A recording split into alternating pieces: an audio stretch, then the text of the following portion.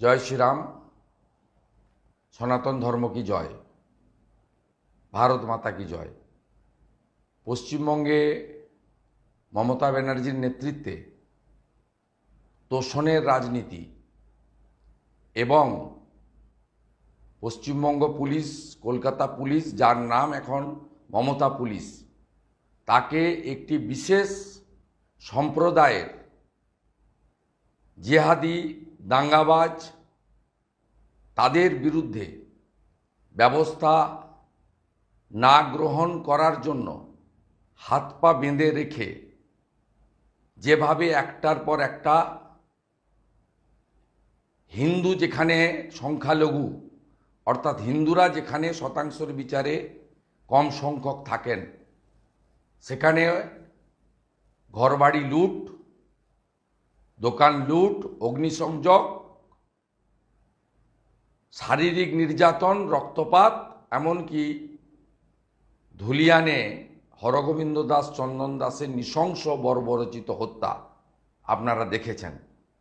মোথাবাড়ির ঘটনার পরেই আমরা পশ্চিমবাংলার সনাতনীদের কাছে, দেশপ্রেমিকদের কাছে আবেদন করেছিলাম, আজ যাহা মোথাবাড়ি আগামীকাল তাহা আপনার বাড়ি।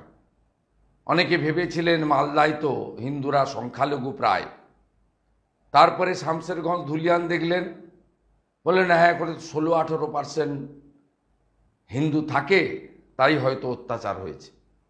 আজকে কলকাতার উপকণ্ঠে ডায়মন্ড হারবার লোকসভার অন্তর্গত, মেটিয়াবুরুজ বিধানসভার অন্তর্গত, মহেশতলা পুরসভার অন্তর্গত রবীন্দ্রনগর পুলিশ স্টেশন, যা ডায়মন্ড হারবার পুলিশ ডিস্ট্রিক্টের মধ্যে পড়ে, যার দায়িত্বে আছে পশ্চিমবঙ্গ পুলিশ তথা মমতা পুলিশ এবং চাটুকার রাজীব কুমার, সেখানে যা পশ্চিমবাংলার মানুষ দেখলেন, কলকাতাতে যারা মনে করেন যে মালদা মুর্শিদাবাদে আগুন লেগেছে তো কি হয়েছে, আমরা কলকাতায় ভালো আছি, তথাকথিত সেকুলার এবং যারা ধর্মনিরপেক্ষতার কথা বলেন, আজকে সমগ্র মহেশতলার একটা অংশ এবং রবীন্দ্রনগর থানা এলাকা, সেখানে যেভাবে হিন্দুদের উপর আক্রমণ, মন্দির ভাঙা, দোকান লুট,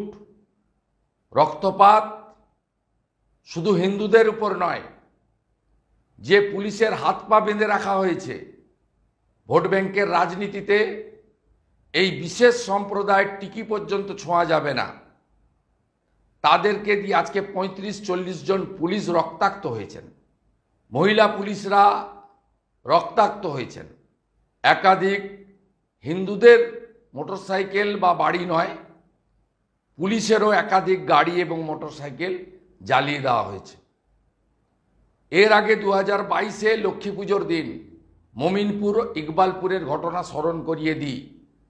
আমি কলকাতা হাইকোর্টের তৎকালীন অবসরকালীন বেঞ্চে গেছিলাম।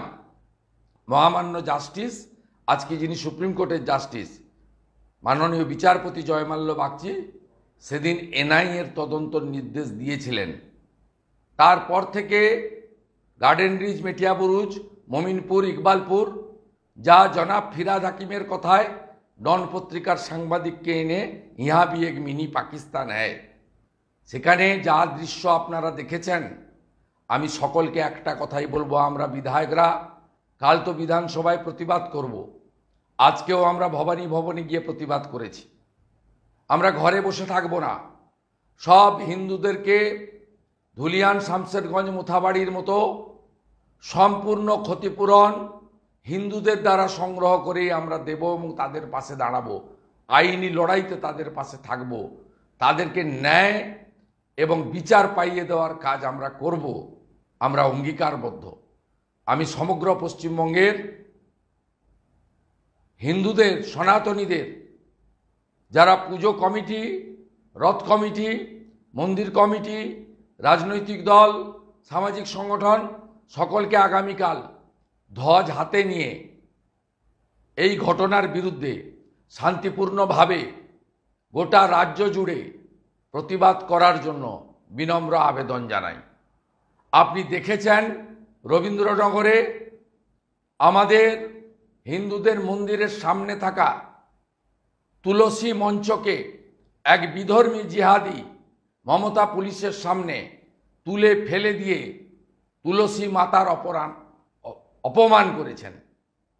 সমগ্র বৈষ্ণব সমাজ এবং প্রত্যেকটা হিন্দু বাড়িতে আমরা তুলসী দেবীকে মাতা হিসেবে পুজো করি।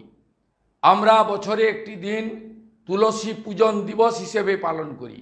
আমাদের গীতায় তুলসী দেবীর কথা বলা আছে। এই তুলসী দেবীর বিধর্মীদের হাতে মমতা পুলিশের সামনে এদের আজকে যে দৃশ্য আমরা ভিডিওর মাধ্যমে, সংবাদ মাধ্যমের মাধ্যমে, সোশ্যাল মিডিয়ার মাধ্যমে দেখেছি, এ জিনিস মেনে নেওয়া যায় না। এই হিন্দু বিরোধী সরকার, হিন্দু বিরোধী পুলিশ, এদের বিরুদ্ধে সর্বাত্মক প্রতিবাদ আপনারা করুন এবং মাতা তুলসীকে সামনে রেখে শপথ গ্রহণ করুন।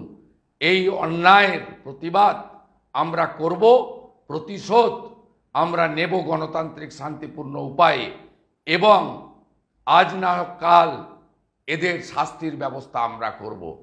মাতা তুলসীর চরণে প্রণাম নিবেদন করে হরে কৃষ্ণ মন্ত্রের সাথে সাথে আমরাও রাস্তায় থাকব, বিধানসভার ভিতরে বাইরে উত্তাল করব, আপনারা করুন।